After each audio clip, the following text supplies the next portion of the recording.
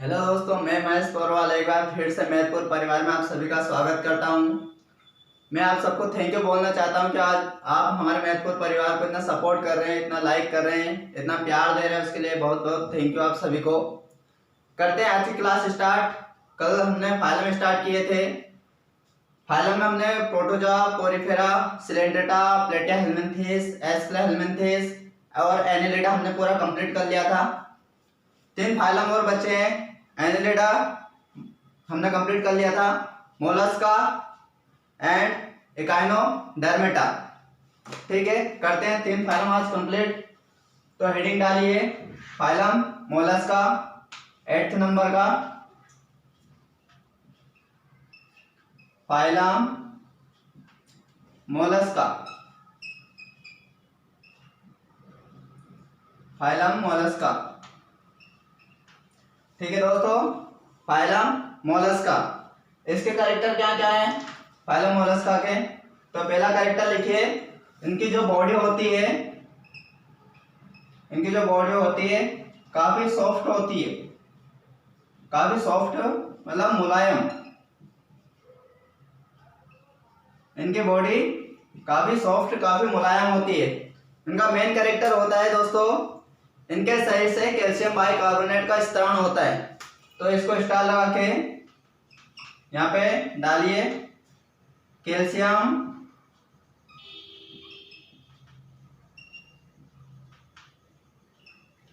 Calcium by carbonate. इनके शरीर से कैल्शियम बाइकार्बोनेट का स्त्रावण होता है। ठीक है, जैसे मैं बताऊं, ये कोई हमारा ऑर्गेनिज्म हो गया, ये धीरे धीरे इसके शरीर से ऐसा स्त्रावण करेगा इस टाइप से।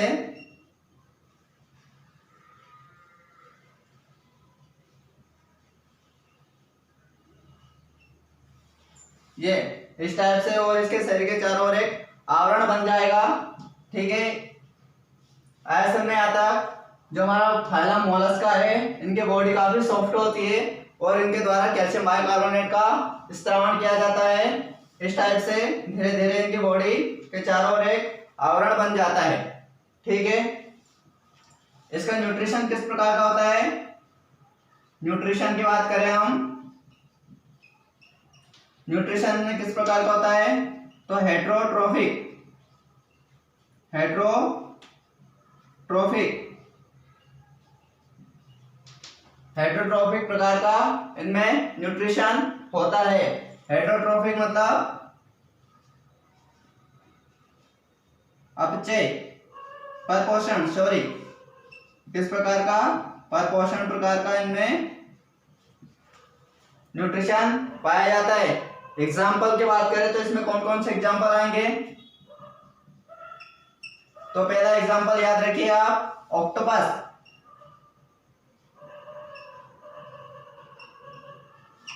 एग्जाम में ऐसा क्वेश्चन बनता है दोस्तों कि ऑक्टोपस जो जीव है, ऑर्गेनिज्म है, वो किस फाइलम से बिलोंग करता है। तो हमारा आंसर क्या होगा, ऑक्टोपस।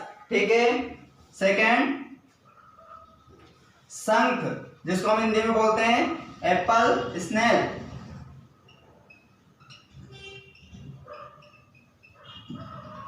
इसको हिंदी में बोलते हैं हम शंख, शंख एप्पल स्नेल। आपको यहाँ उसकी डायग्राम, उसका इमेज शो हो रहा होगा। देखो दोस्तों, एप्पल स्नेल का शंख किस प्रकार से दिखता है। मैंने जस्ट थोड़ा बनाया इस टाइप से, इस टाइप से थोड़ा दिख रहा होगा आपको। ठीक है दोस्तों, आया समझ में। ये फाइलम कंप्लीट हुआ। अब फाइलम आर्थ्रोपोडा,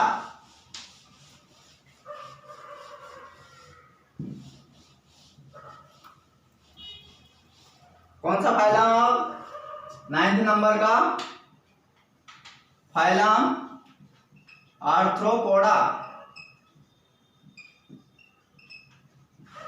हिंदी में अलग से नाम नहीं है इसका, आर्थ्रोपोडा। ठीक है, फाइलम आर्थ्रोपोडा। इनके क्या कैरेक्टर्स होते हैं। इनके कैरेक्टर्स होते हैं दोस्तों, जो इनका शरीर होता है जो इनका शरीर होता है, जो इनके शरीर के जो जोड़्स होते हैं, जो मतलब पैर हाथ पैर होते हैं, इनके जो लेग्स और होते हैं, इनमें ज्वाइंट पाया जाता है, संधि पाई जाती है। जिस प्रकार से ये इस प्रकार से संधि पाई जाती है इनके शरीर में। तो इसका करेक्टर पहला लिखिए, शरीर में संधि।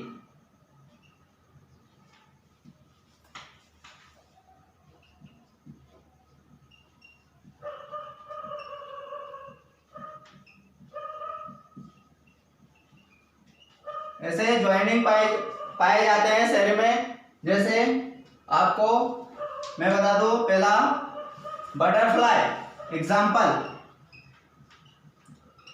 बटरफ्लाई, ठीक है। बटरफ्लाई आप देख रहे होंगे यहाँ पे इमेज शो होगी, जो उसके लेग्स है, उसके पैर हैं, इस प्रकार से जॉइंट है बटरफ्लाई के, ठीक है दोस्तों। दिख रहा एग्जाम्पल बटरफ्लाई। एंड जितने भी इंसेक्ट होते हैं, ऑल इंसेक्ट, जितने भी कीट होते हैं, सब इसके अंतर्गत फाइलम आर्थ्रोपोडा के अंतर्गत आते हैं। और जितने भी फ्लाई होती है, जितने भी मक्खियां होती है, कीट्स होते हैं, सब आर्थ्रोपोडा के अंतर्गत आते हैं, ठीक है। इसलिए इसको क्या बोला जाता है, जंतु जगत का सबसे बड़ा संघ कौन सा है, तो हमारा आंसर होगा आर्थ्रोपोडा। यहां तो नोट करके लिखिए दोस्तों, जंतु जगत का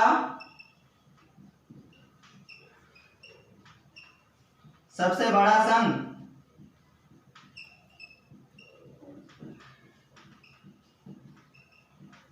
कौन सा, आर्थ्रोपोडा।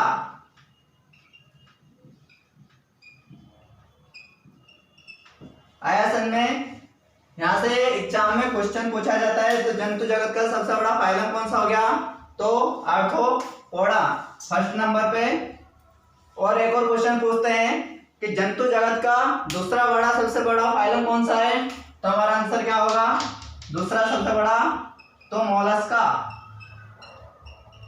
क्या होगा दोस्तों, मोलस्का, दूसरा सबसे बड़ा संघ है मोलस्का। अब यहां से एग्जाम में क्वेश्चन किस प्रकार से पूछा जाता है कि वहां सदस्य, वहां जीव ऑर्गेनिज्म जिनके शरीर में संधि पाई जाती है, किस फाइलम के अंतर्गत उनको रखा जाता है, तो हमारा आंसर क्या होगा, आर्थ्रोपोडा। चाहे बटरफ्लाई किस फाइलम से संबंधित है, इंसेक्ट, जितने भी इंसेक्ट ऑल किड्स है, किससे संबंधित है, तो हमारा आंसर होगा आर्थ्रोपोडा। आया समझ दोस्तों यहाँ तक आपको। अब लास्ट फाइलम बचा हुआ हमारा इकाइनोडर्मेटा।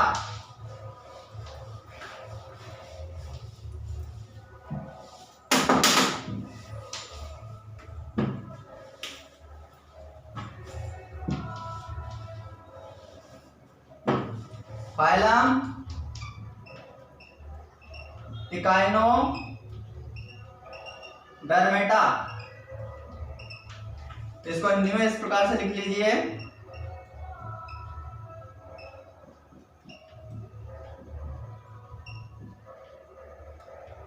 फाइलम इकाइनोडर्मेटा, ठीक है।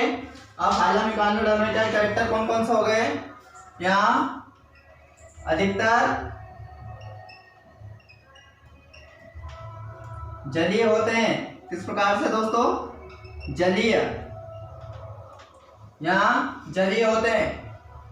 अब इकाइनों का मतलब होता है दोस्तों छिद्र, क्या होता है, सॉरी, कांटे, और डर्मेटा शरीर पर, मतलब ऐसे ऑर्गेनिज्म, ऐसे जीव जिनके शरीर पर छोटे छोटे कांटे पाए जाते हैं, किस फाइलम के अंतर्गत आते हैं, इकाइनोडर्मेटा। तो यहाँ पे करेक्टर लिखिए, शरीर पर कांटे जैसी, शरीर पर कांटे जैसी संरचना दिखाई देती है।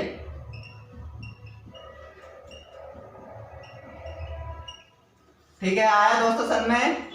तो इसके एग्जाम्पल कौन कौन से हो जाएंगे, तो फर्स्ट एग्जाम्पल लिखिए। फर्स्ट एग्जाम्पल आ जाएगा हमारा स्टार फिश। स्टार फिश देखिए दोस्तों, इसका यहाँ पे इमेज आपको शो हो रहा होगा, जिसके शरीर पर स्टार फिश किस टाइप से होती है, समथिंग इस टाइप से दिखती है दोस्तों। इस टाइप से थोड़ी स्टार फिश दिखती है हमारी, दिख रहा है इसका इमेज आपको यहाँ पे। ठीक है, अब second example sea cucumber. Sea cucumber, sea cucumber. ठीक है, यह इसका सेकेंड एग्जांपल हो गया। यहाँ पे उसकी इमेज आपको शो रही होगी, देखिए किस टाइप से दिखता है हमारा सी कुकुम्बर। आया समझ में दोस्तों। तो हमने जितने भी फाइलम थे, जितने भी 10 फाइलम हमने यहाँ पे कंप्लीट कर लिए हैं। कौन कौन से, Protozoa, Porifera, Coelenterata, Platyhelminthes, Aschelminthes, Annelida, Mollusca and Echinodermata. आज हमने पूरे कंप्लीट कर लिए। ये हम क्या पढ़ रहे थे, क्लासिफिकेशन। ये सब हमने किसके अंतर्गत पढ़े, क्लासिफिकेशन के अंतर्गत हमने पूरी चीज पढ़ी। क्लासिफिकेशन को हमने दो भागों में डिवाइड किया था, कोर्डेटा एंड नॉन कोर्डेटा। तो जितने भी थे हमें नॉन कोर्डेटा अंदर हम पढ़ रहे थे। अब हमने वहां पे जब स्टार्ट किया था तो हमने 3 भागों में इसको डिवाइड किया था। कौन कौन से, आइडेंटिफिकेशन, क्लासिफिकेशन एंड नोमेनक्लेचर। तो क्लासिफिकेशन हमारे यहाँ पे कंप्लीट हुआ। तो करते हैं आज नोमेनक्लेचर स्टार्ट।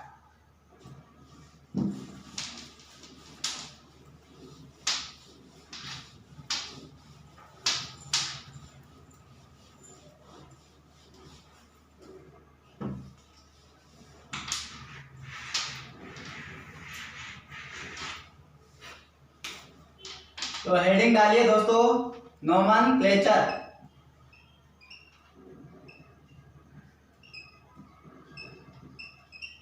नोमेनक्लेचर का हिंदी में बोला था हमने, नामकरण करना। क्या बोला था दोस्तों, नामकरण करना।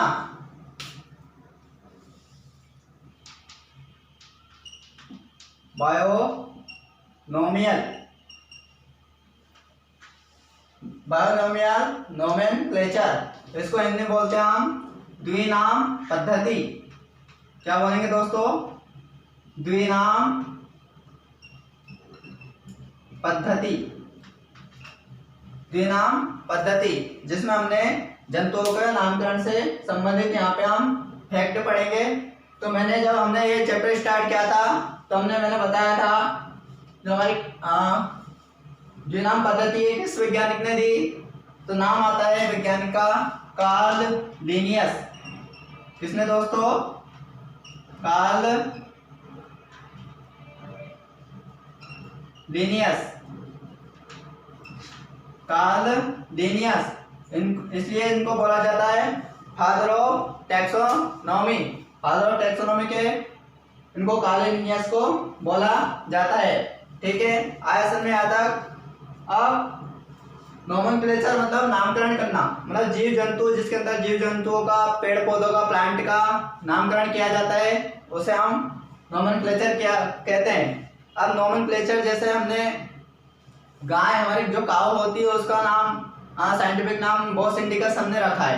बट जैसे चाइनीज रूस में अलग अलग इनको नामों से जाना जाता था। हम यहाँ पे गाय बोलते हैं, वहाँ पे कुछ और बोलते थे। वहाँ के लोग जैसे यहाँ पे हमारे इंडिया में आए और कुछ और उसको नाम से पुकार रहे हैं गाय को, और हम समझ नहीं पा रहे हैं कि वो क्या बोलना चाह रहे हैं। इसलिए इस समस्या को दूर करने के लिए कार्ल लिनियस ने सभी जितने भी जीव जंतु है, पेड़ पौधे हैं, सबको एक नाम दिया, साइंटिफिक नाम दिया।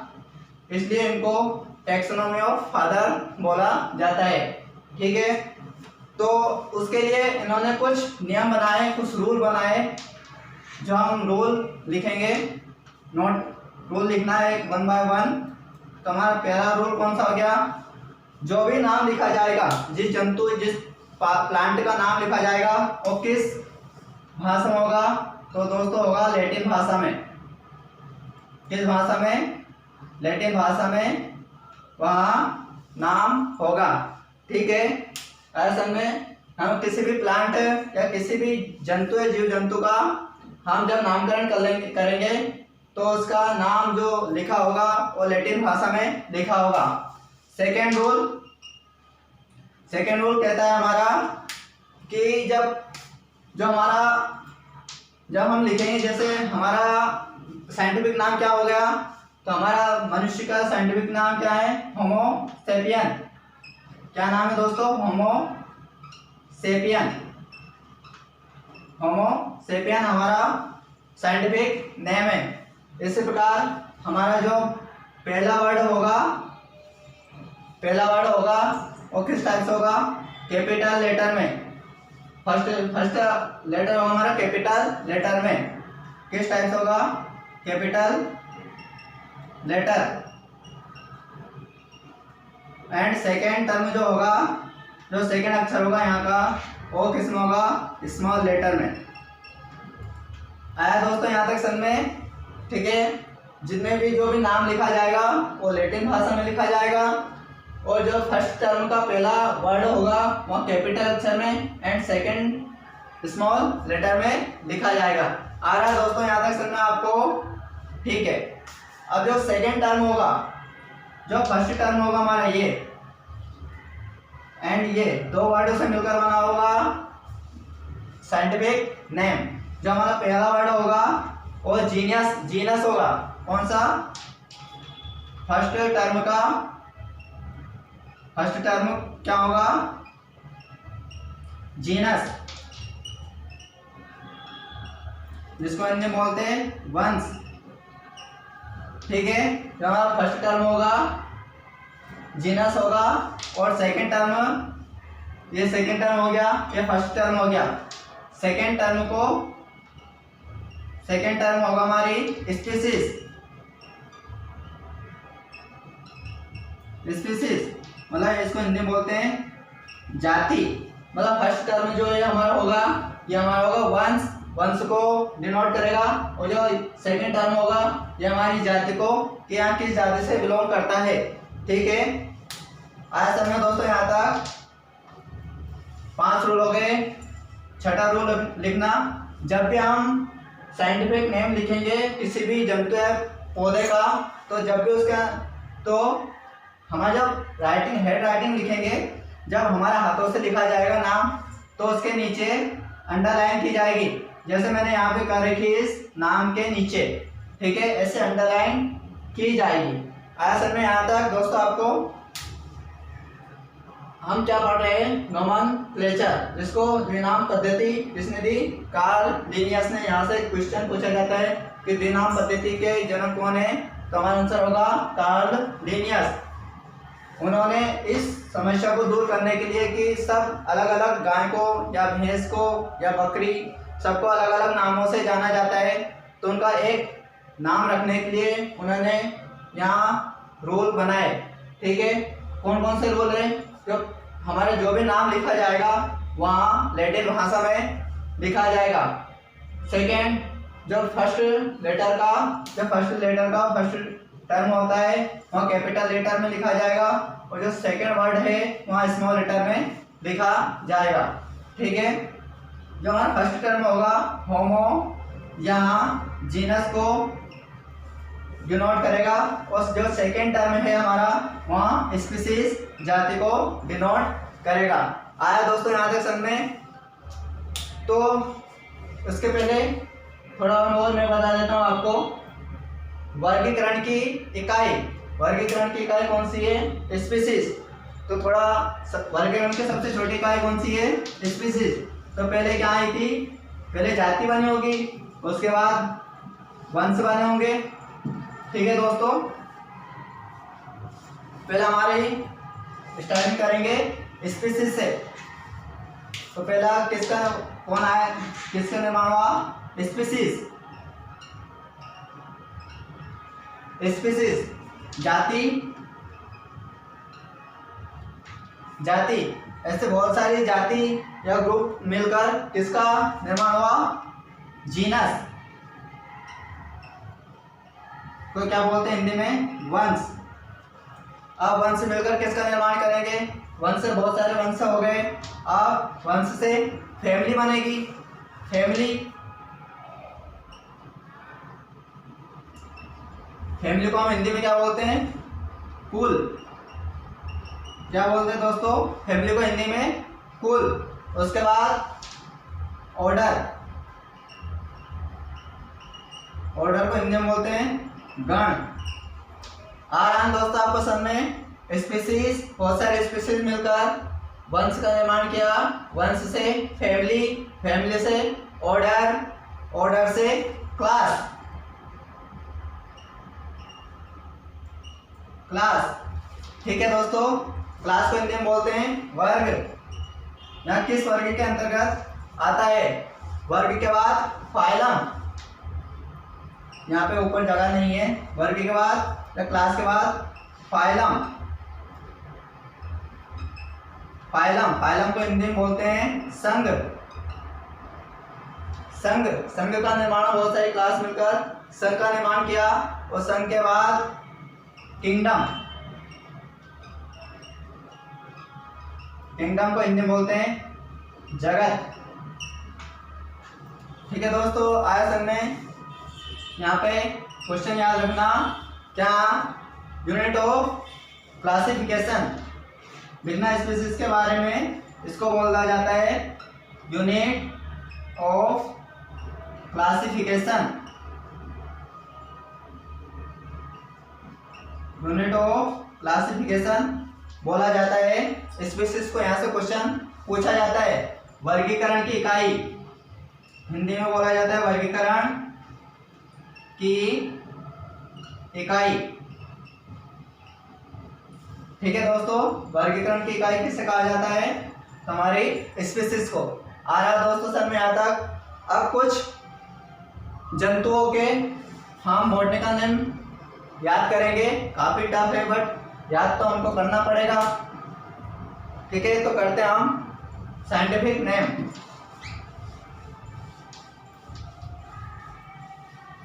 यदि हम बॉटनिकल, जब पादपों के बॉटनिकल नेम याद करेंगे तो उनको बॉटनिकल नेम से, और जब जंतुओं के नाम याद करेंगे तो जूलॉजिकल नेम। ठीक है,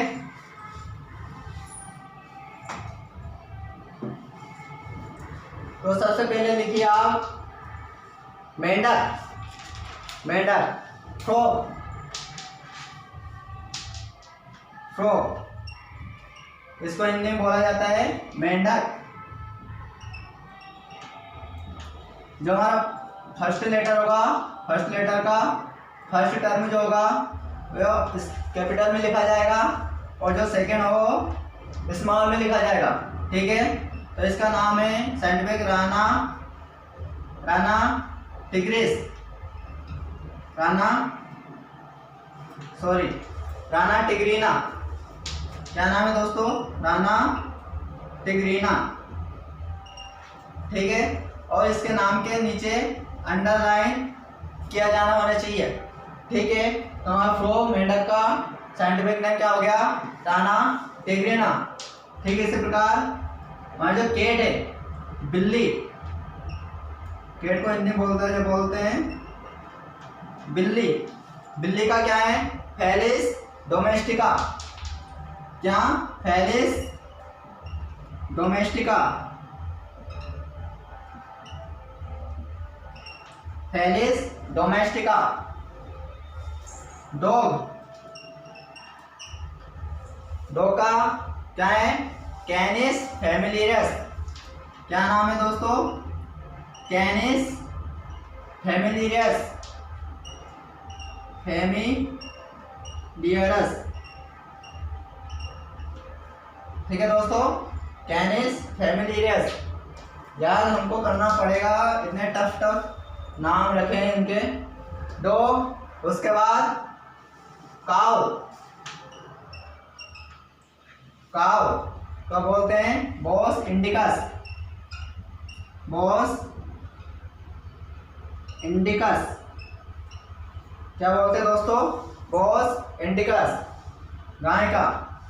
उसके बाद आता है लॉयन, शेर, इसका क्या नाम है। ऐसे मैं 30 कराऊंगा आपको, रोज डेली के 10 कराऊंगा, क्योंकि हम यदि वन टाइम में इनको याद कर लेंगे तो हमसे वन टाइम में इनको याद नहीं होगा, क्योंकि मैं इनको वन टाइम में याद करना इतना आसान नहीं है, नाम इतने टफ है इनके। तो लायन का लिखना पैंथेरा, पैंथेरा लियो, क्या नाम इसका, पैंथेरा लियो। टाइगर, जो फर्स्ट लेटर है वह कैपिटल में और इनके नीचे अंडर लाइन करना ना भूलें। एग्जाम में हमसे पूछा कि कैट का साइंटिफिक नेम क्या है, हमको ये दे देगा बट ये नहीं देगा इसके नीचे अंडरलाइन, तो हमारा आंसर गलत हो जाएगा। हमको वहीं पर टिक लगाना जिसके नीचे अंडरलाइन होगी। ठीक है दोस्तों, तो टाइगर, टाइगर, इसका लिखना Panthera Tigris, Panthera Tigris, Panthera Tigris. ठीक है दोस्तों, आया समझ में। हमारा फ्रॉग का क्या होगा, मेंढक का रियाना टिग्रीना, कैट का पेलिस डोमेस्टिका, डॉग का कैनिस फैमिलियस, काऊ का बॉस इंडिकस, लॉयन का पैंथेरा लियो और टाइगर का पैंथेरा टाइग्रिस। ठीक है दोस्तों, उसके बाद डॉल्फिन,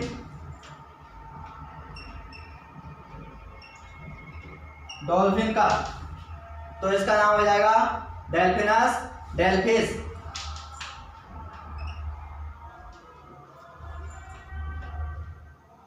डेल्फिनस डेल्फिनस डेल्फिस, डेल्फिनस डेल्फिस। ठीक है, इसका साइंटिफिक नेम हो जाएगा। उसके बाद लिखिए आप पिकॉक,